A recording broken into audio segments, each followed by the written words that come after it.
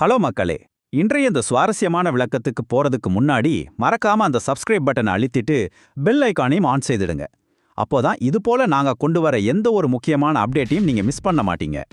சரி, இப்போ நாம விஷயத்துக்கு வருவோம். இன்னைக்கு நாம ரொம்பவே முக்கியமான அதே சமயம் கொஞ்சம் பரபரப்பான ரெண்டு விஷயங்களை பத்தி பார்க்க போறோம். ஒன்னு, கணிக்க முடியாத இந்த உலகத்துல இந்தியா எப்படி தன்னோட சொத்துக்களை பாதுகாக்குது அப்படிங்கிறது.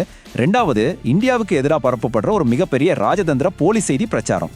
முதல்ல இந்தியா சமீபத்துல செஞ்ச ஒரு பிரம்மாண்டமான நிதி நகர்வை பத்தி நம்ம பேசி ஆகணும். இது நம்ம நாட்டோட பாதுகாப்பை அடுத்த கட்டத்துக்கு கொண்டு போயிருக்கு. உங்களுக்கு தெரியுமா, சத்தம் போடாம ரொம்பவே அமைதியா இந்தியா சுமார் 104 டன் தங்கத்தை வெளிநாட்டு பெட்டகங்கள்ல இருந்து நம்ம நாட்டுக்கே திரும்ப கொண்டு வந்திருக்கு. இது நிஜமாவே ஒரு மிகப்பெரிய மைல்கல். இப்போ நிலைமை எப்படி மாறிடுச்சுன்னு பாருங்க.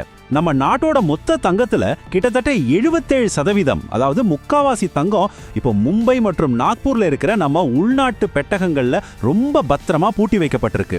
இதனால பேங்க் ஆஃப் இங்கிலாந்துல இருந்த நம்ம இருப்பு 290 மெட்ரிக் டன்ல இருந்து 197 கணிசமா குறைஞ்சிருக்கு.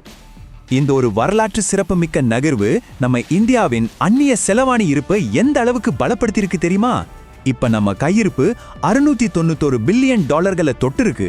இது டாலரை மட்டுமே நம்பி இருக்காம நம்ம பொருளாதாரத்தை நாமளே பாதுகாத்துக்கு எடுக்கிற ஒரு சூப்பரான திட்டவட்டமான நகர்வு. இங்கதான் ஒரு முக்கியமான கேள்வி வருது.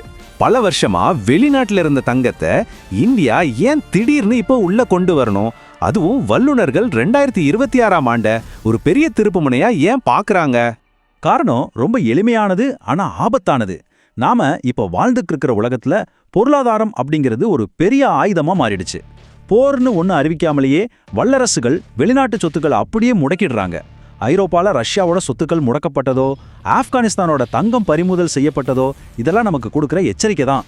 உலகளாவிய நிதி அமைப்பு இப்போ ஒரு இராணுவ கருவி மாதிரி செயல்பட ஆரம்பிச்சிருக்கு. சுருக்கமா சொல்லணும்னா, இப்போ உலக அளவுல ரூல்ஸ்னு எதுவுமே கிடையாதுங்க. பலம் இருக்கிறவன் தான் இங்க ராஜா. அதனாலதான் தேவையில்லாம வெளிநாட்டு பிரச்சனைகளை நம்ம சொத்துக்கள் சிக்கிக்கிறத தவிர்க்கிறதுக்காக இந்தியா இந்த தங்கத்தை உள்ள கொண்டு வந்திருக்கு. இது மூலமா பல கோடி ரூபாய் காப்பீடு மற்றும் பராமரிப்பு செலவுகளையும் நம்மால மிச்சப்படுத்த முடிஞ்சிருக்கு.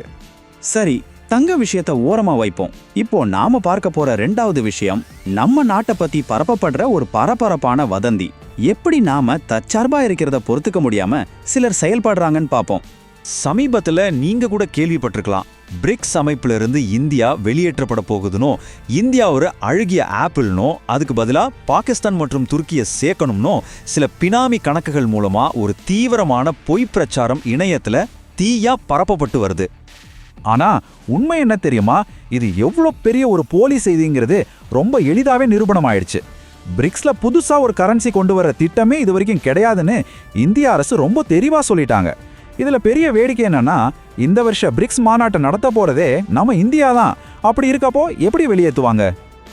இப்போ உங்களுக்கு ஒரு சந்தேகம் வரலாம், எல்லாமே பொய்னா அப்புறம் ஏன் துருக்கி பாகிஸ்தான்லேருந்து செயல்படுற சில போலி கணக்குகள் ஈரானிய மீடியா மாதிரி வேஷம் போட்டுக்கிட்டு இந்த வதந்தியை பரப்ப இவ்வளோ கஷ்டப்படணும்?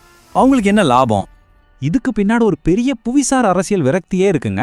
அந்த டைம்ல என்ன கொஞ்சம் கவனிச்சு பாருங்க. கடந்த வருஷம் சீனா என்ன பண்ணாங்கன்னா, பாகிஸ்தான் மற்றும் துருக்கியை பிரிக்ஸ் அமைப்புல சேர்க்கலான்னு ஒரு ஐடியா கொடுத்தாங்க. ஆனா அந்த நாடுகள் பிரிக்ஸ் கூட்டணியோட தகுதிகளை பூர்த்தி செய்யலன்னு சொல்லி இந்தியா அதை திட்டவட்டமா எதிர்த்துச்சு. ஏன்னா பிரிக்ஸ்ல ஒரு முக்கியமான ரூல் இருக்கு, ஏகமனதான ஒப்புதல். அதாவது புதுசா ஒரு நாட்டை சேர்க்கணும்னா அங்க இருக்கிற எல்லா நாடுகளும் ஓகே சொல்லணும். சோ இந்தியா கிட்ட ஒரு வீட்டோ பவர் இருக்கு.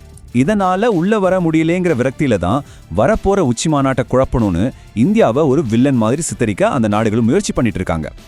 இப்போ உங்களுக்கு தெளிவா புரியும்னு நினைக்கிறேன். ஒரு பக்கம் 104 டன் தங்கத்தை பத்திரமா நம்ம நாட்டுக்கு கொண்டு வந்து பொருளாதாரத்தை பாதுகாக்கிறது, இன்னொரு பக்கம் இந்த மாதிரி போலி செய்திகளை உடைச்செறியறது. இதுதான் இந்தியாவோட இரட்டை கவசம். எல்லா முனைகள்லயும் இந்தியா தன்னை ரொம்பவே உஷாரா பாதுகாத்துட்டு வருது. இறுதியா நான் உங்ககிட்ட ஒரு கேள்வியை விட்டுட்டு போறேன். பணமும் ஊடகமும் இப்படி வெளிப்படையா ஆயுதங்களா பயன்படுத்தப்படுற இந்த காலத்துல இனி நம்ம யாரைத்தான் நம்புறது? அடுத்த 10 வருஷங்கள்ல இந்த உலகளாவிய கூட்டணிகள் எப்படி தங்களை தற்காத்துக்க போகுது? நீங்க என்ன நினைக்கிறீங்க? யோசிச்சு பாருங்க. இதை பத்தின உங்க கருத்துக்களை நிச்சயமா பகிர்ந்துக்கோங்க. அடுத்த ஒரு சுவாரஸ்யமான விளக்கத்துல நம்ம சந்திப்போம்.